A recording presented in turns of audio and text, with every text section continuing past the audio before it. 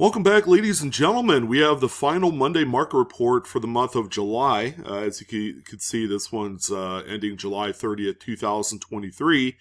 I want to thank you guys for tuning in as we kind of take a look at the last sales data from all of the modern graded coins that have sold here in the last week. Again, how important is it for a end of July kind of report? Probably no different than any other report, in August, right? We're still in the heat of summer as we head into August.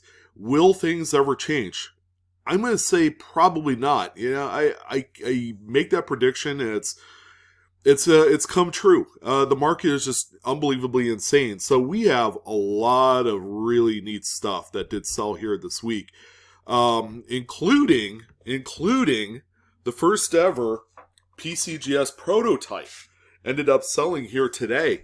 It was actually donated for sale, and eventual the money, the proceeds was going to go to a charitable cause. We're going to talk about that one. So it's probably not what you think, but outside of that, it's pretty neat to see a little piece of history drop into the auction floor here in the last week. We also did recognize another crazy variety sold here. You probably caught a glimpse of one last week. We have another one this week. I would say prices are dropping a little bit on this one particular variety. So stay tuned. Still a really huge sale. So those are a few of the highlights of the week. But there's plenty to look for here today. There's 21 total listings that I wanted to draw your attention to. And thank you guys again for tuning in on this what is a weekly staple for a lot of those coin collecting households out there. So thank you guys again for all of your views and support. So again, all of the data you're seeing today pulled off of greatcollections.com. They are the premier, I would say, auction house going right now, beating out a lot of other big, impressive auction houses as far as their presence. And if you guys are looking to either sell some pretty nice coins in your collection, I would say Great Collections might be the best outlet for you. But also, if you're looking to add some really nice pieces into your collection, look no further. Great Collections has you covered as well. So let's go ahead and jump right in. Again, we got 21 total listings. It's a pretty deep list, and thanks again. All right, so there's going to be your fair share of registry set coins. So as opposed to kind of like repeating myself about how it's a registry coin and they're a top pop coin, and we all know that by now. And like usual, I'm gonna tell each and every single one of you, and kind of use this as like the fine print of the video. Beware of grading your own coins. If you feel like you have something that's as good or better than this 2018 D Lincoln Shield set, you have to be really hard on yourself with the grading. That thing has to be damn near perfect and quite immaculate. But if it doesn't fit that mold, I would say don't send it. Because the odds of coming back, with, like in this case, a Mint State 69 red on a modern coin is going to be quite the tall task. A lot of these coins post the year 2000 have suffered greatly from the white spots that you do come across on them. That's some of that residue from whatever rinse or wash that they use on the planchets. And that's kind of a deal killer with PCGS or NGC when they go to grade these. So if you think you have something that's clean and free of contact marks, but yet still has a few of these little spots on there, and they can either be white or black. On copper, they'll probably oxidize to a black stain on there. Keep in mind, they will net grade the coin to what they feel is necessary for it. So this one right here, obviously passed all of the sniffer tests as being a 69 red. I don't see any of these stain marks or anything like that on the coin. And obviously this is going to be going into a high-profile Lincoln Cent registry. This one sold for $2,418.75. It's also worth mentioning, not that this is kind of like a deal breaker with these particular coins, this one is designated as first strike. So I'm probably under the impression that this one was pulled out of a mint set and then sent off to PCGS in order to obtain that first strike designation. And that's usually the earliest release of these coins. If you're lucky, you might find a bank box of these at the end of January or beginning of February, but I believe the actual mint set comes out a little bit earlier than that.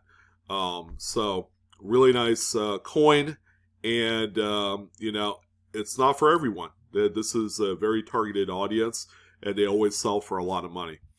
The next one that we have here, again, need no introduction. We know where this one's heading to. 2012 Denver Lincoln Shield Cent. Shield Cents starting to make the move into the registry set populace. And this is kind of a series that has been relatively quiet up until about the last year or two. It's only because these Lincoln Cent purists that are, gunning for the premier grades of these coins, they're saying to themselves, hey, now's the time to strike. We got to get these. We need them. It's a points-based system. So, if I'm able to grab these while they're out in the marketplace, it's only going to help their cause. And it's all, again, bragging rights and free grading submission tickets if, you're in the top slot in the Lincoln Cent registry group. So, another impressive one here.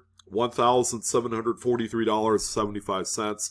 This time the grade is a 68 red. All right, so not every Lincoln Cent shield reverse style coin has the mint state 69 as the top pop. Sometimes it's 68. It really depends on the coin and what they're notorious for. Like this is one of those dates where you see a lot of those little rinse stains on there. So something to keep in mind. Again, not for the faint at heart. Do not attempt this because it's very expensive to grade these coins. You're going to be looking at about $20 to $30 a piece, depending on how you send them. And most assuredly, you're probably not going to get the results you're looking for. And same with this one, although this is a really big, well-known variety. It's the 1994 Lincoln Memorial Cent. It's the doubled die reverse FS801. This one has the doubled columns here on the right side. So the last couple columns here in the Lincoln Memorial bays, you can see the extra doubled columns in there.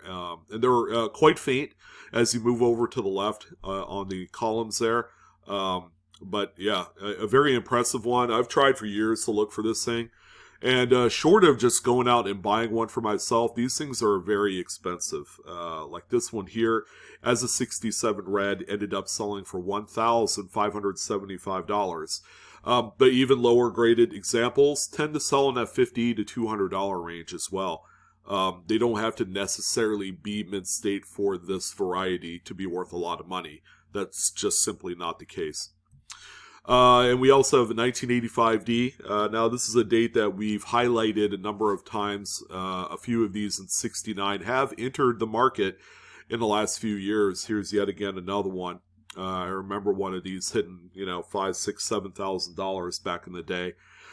They've kind of come down a little bit as the major players in the registry set scene have received their examples. So now it's just going to be a matter of those other higher tier members of it, paying for these, but they're not willing to pay, what the money was a few years ago. This one right here sold for $3,481.88. Again, it's a 85D. That grades out as a 69 red. And same with this one here too. This one is a 68 plus red. This time a Philadelphia struck 1985. Again, quite clean. Very nice and bright, and don't see a whole lot here, but it's definitely not a 69. This one sold for $3,475.12. The Philadelphia, a little bit tougher as far as grade states go. The Denvers are generally a lot more better well struck, and they're a lot more cleaner as well. So here's another one of the big premier varieties of the 80s. This is the 1984 doubled ear variety. It is a doubled die reverse. It's the FS101 as well. Pretty easy to see. You can see the doubled earlobe right here. I mean, there's no mistaking that. Some people have claimed they found something like this, and it's simply just hair design, and it's not the actual doubled ear type. So yeah, these are always going to be popular. They've gone up in popularity and value just, since the beginning of the pandemic. This one sold for $4,612.50. Such a stunner. And this one's equally stunning as well. 1983 Lincoln Memorial Scent. This is another big doubled die, this time on the reverse. This is the FS801. A really nice premium grade 67 plus full red. And just for kicks, this one also has a CAC green sticker as well, which will most certainly add a pretty big premium on this example. So this particular one sold for $3,822.75.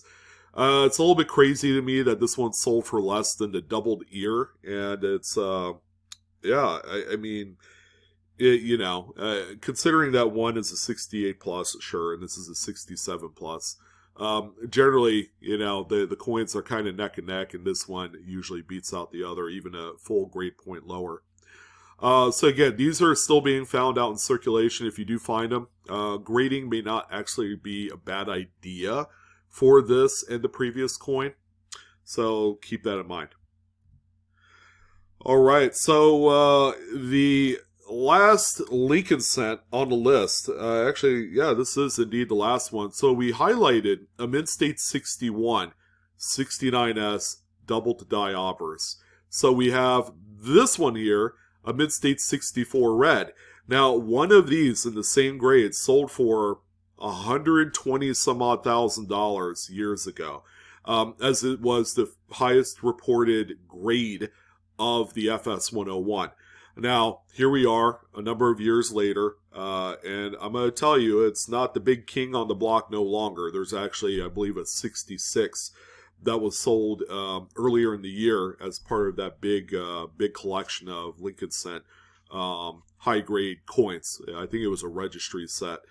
And that one earned its stripes, many hundreds of thousands of dollars. This one, not the $100,000+ coin any longer because of that higher grade that exists out there. But still, $71,499.38. Still a pretty awesome payday for this one. And in case you guys need a little refresher, okay, your major doubling is going to be on the date, liberty, and the motto, "In God We Trust." So all three of those things are going to be pretty knotted up. You're going to go blind if you stare at it for too long. Same with the 55 DDO. It's on par as being like the two biggest doubled dies on the face of this planet. So these are out there. Look for them and earn yourself a payday.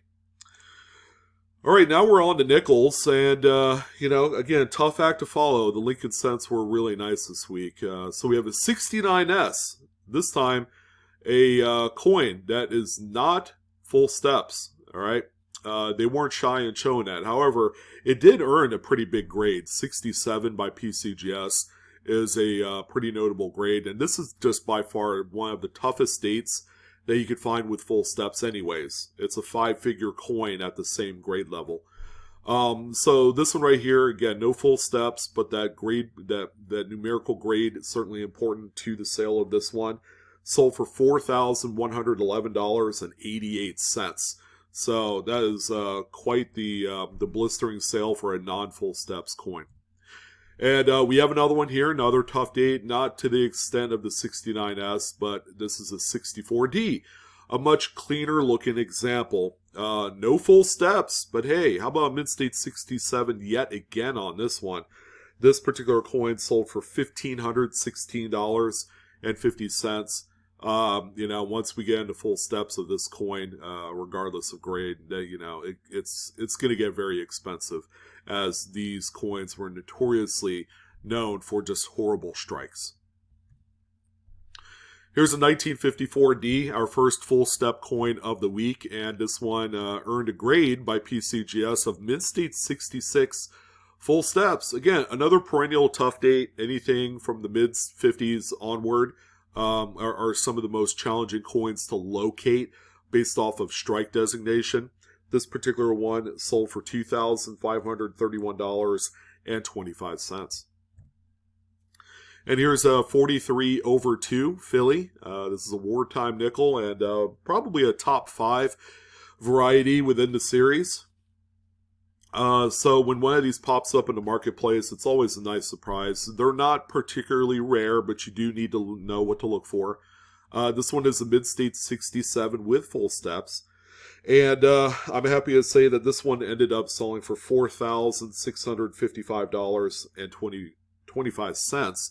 The 67 grade is tops here. I believe either 67 plus or 68 is the top known grade for this variety. But nonetheless, if you know what you're looking for, I know I've made some pretty good money flipping this coin as I come across and sell them, even in low grades. And we do have a couple really nice Buffalo nickels. I'm always a fan of the obsolete type coins. Here's a 35S. By no means a scarce date in mint state condition. You could easily go to a coin show or a shop and find a 35S in just a generic, brilliant, uncirculated condition for around $50 to $100. All right, depending on what the coin looks like. But finding one that is undeniably clean with very nice luster, it can be a little bit of a challenge for most folks. This particular one right here sold for $2,768.62. Very handsome looking coin. And we have this really nice olive green toned 26S. Probably one of the toughest dates, bar none, in the Buffalo Nickel series. And there's the 23S, 25S. There's a few stoppers in there if mint state's your thing. This particular coin is a old green holder, or OGH. It's also CAC certified with a green bean as well. This one sold for $13,612.50. I just love that old piled on olive kind of green toning to it. If it's not going to have very good luster, which most of these dates didn't, a little bit of toning would certainly give it a lot more pizzazz. We do have a few dimes. How about a 1959? This one's here strictly on color, and the grade is real nice. It's a registry, level caliber coin. Mid-state 68 full torch, so it's got a nice strike on this NGC graded piece, but it's all about that toning. This one sold for $1,293.75. And we also have this 44S. This is probably one of the finest known examples I've seen personally in quite some time. Mid-state 68 plus full bands by NGC is such a really, really crazy grade. It's also even got a CAC sticker, so they agree on what they're seeing here with this one. But their originality cannot be downplayed on this coin. That thin kind of like toned skin to it really does this coin a lot of favors. This one sold for $7,931.25. Just a really, really insane coin. And this one here, we don't talk about proofs that often, especially coming from the Merc Dime series, because they're a rarity in itself. They all are. All right, so this is a special one. Nice high grade, proof 68 plus, CAC green bean, but the toning, man, it's so hard to find decent toning on any of the proof Mercury dimes. They tone like crap, except for this one. This one looks like it looks like a Louisiana swamp. It's that crazy. It's the type of thing that you definitely want to immerse yourself into. But really, really crazy looking toning on this. And because of that, This was a pretty big, very generous sale at $30,937.50. So I've actually owned a few 41 proofs, but nowhere near the level of this one. Matter of fact, I think they probably grade like 65 or 66, which makes them a few $100 coin. So a pretty drastic difference in value, just in 2 grade points. But that toning plays a huge role in this blockbuster sale. Okay, so kind of like the big sale that scratches a lot of heads this week has to be this one. Now, this is a true rarity. It's scarce. It's a one of one, all right? The likelihood that you'll find this anywhere is going to be pretty impossible. Now, it has nothing to do with the coin. I think they pretty much took a 1982 Washington quarter out of circulation and popped it into this old OGH Rattler, all right? But you're looking at history here, folks, and this is actually the first PCGS encapsulated coin, and I'm reading off of verbatim what is said in the original listing by Great Collections. So, 1982D Washington Quarter OGH Rattler. This is the Witter Coin University 2023 charity auction. So, Great Collections is pleased and honored to offer a very special coin, the first prototype of PCGS. So this is kind of like one of those cocktail napkin affairs, in a way, being it's like, hey, let's try out, the slabs and see how they work and if they're viable or not. This particular coin and slab was donated by PCGS founder John Danruther. So hopefully I didn't butcher that one, John. 100% of the proceeds of this auction, including the full buyer's fee, will be donated to the Witter Coin University, a 501c3 nonprofit org.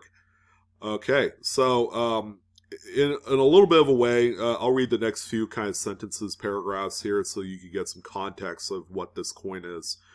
I remember the meeting we had clearly, very clearly. Recalled Danruther. We were in one of our hotel rooms after a coin show in 1985. We had a meeting night after after the bourse closed to discuss our book research project that turned into PCGS. David Hall, one of the originators of PCGS, walks in and holds up the very first slab coin and announces, instead of writing books about coins, let's do something revolutionary. We can grade and encapsulate coins and guarantee them. We instantly knew this was going to be the future of the coin industry. The coin used was simply a circulated quarter dated 1982. I told you guys so. Likely from David Hall's pocket at the time. The green PCGS label is blank on one side and has professional coin grading service printed on the reverse. The prototype was mentioned in a roundtable discussion hosted by CoinWorld in 2016, featuring PCGS founders David Hall, Van Simmons, Gordon Rubel, and Danruther, where it was mentioned as likely the very first encapsulated coin. Danruther went on to explain how he considered the moment David Hall presented the prototype holder to be the birth of PCGS. So there's a lot more to this story. You guys could actually check out the listing on Great Collections. I read about half of the information provided, but it gives some more great insight about, another coin that was in a white rattler. It was a Franklin half dollar, and it's just a lot of crazy stuff. And again, a really good, to give you guys an idea, the Witter Coin University encourages all YNs, young numismatists, from ages 13 to 21 to apply next year for a scholarship. Please visit wittercoinfund.com for more information if you would like to make a donation to the program. So pretty cool cause right there. Again, just really pushing forward the youth factor in numismatics, and I really admire this sale, but not to kind of like pull the wool over anyone's eyes. It has nothing to do with the coin. It's just the original prototype from PCGS, and then you combine that with the where the money's going to, very charitable cause. And, you're obviously going to have a very spirited bidding session on this. $46,125 was eventually raised to the Wittercoin Fund Foundation. Well done. Congratulations to all the parties involved on the sale of this coin and for, igniting, a really good cause. All right, so now we're back to the regularly scheduled, relevancy of coins. We have a 1961 Washington quarter right here. NGC graded this one mid-state 67 plus. Again, you have a nice, heavy, thick kind of skin on here, which gives it some originality. But overall, it's a really nice, high-grade, clean coin. And this one sold for $2,418.75. And we also have this one here, although the color is a lot more attractive on this 52 Denver. Not a rare date, but one to keep in mind. If you come across these, generally coins of this color and this type are found in old albums. And, oftentimes people are very selective, back in the 50s and 60s when they put these together, of the type of coins they put in there. All right, so again, the condition is off the charts, mid-state 67 plus for this one. And I'm happy to say it sold for $3,179.25. And the final coin of the month of July's Monday Market Report is going to be a 28S Standing Liberty Quarter. Man, this thing is awesome. Mid-state 67 plus, full head example. Again, NGC graded this one. Nice to see NGC getting some props in on the MMR this week. And just a really beautiful coin. Whether it's for type or in an investment portfolio or registry set, you name it. This has multiple applications in that regard. And because of that, it's a pretty high-priced coin as well. $5,238 is the final hammer price on this one. All right, ladies and gents and ladies, that's going to go ahead and wrap things up for this edition of the Monday Market Report. I'm your host, Sean, with Blue Ridge Silverhound. Don't forget to like, share, and subscribe to today's video and the channel if you haven't done so already. Your extra support will help go a long way into producing some more pretty decent, okay, slightly above average content. So thank you guys again for all of your support, and I hope to see you guys next time. Have a great Monday and a great week.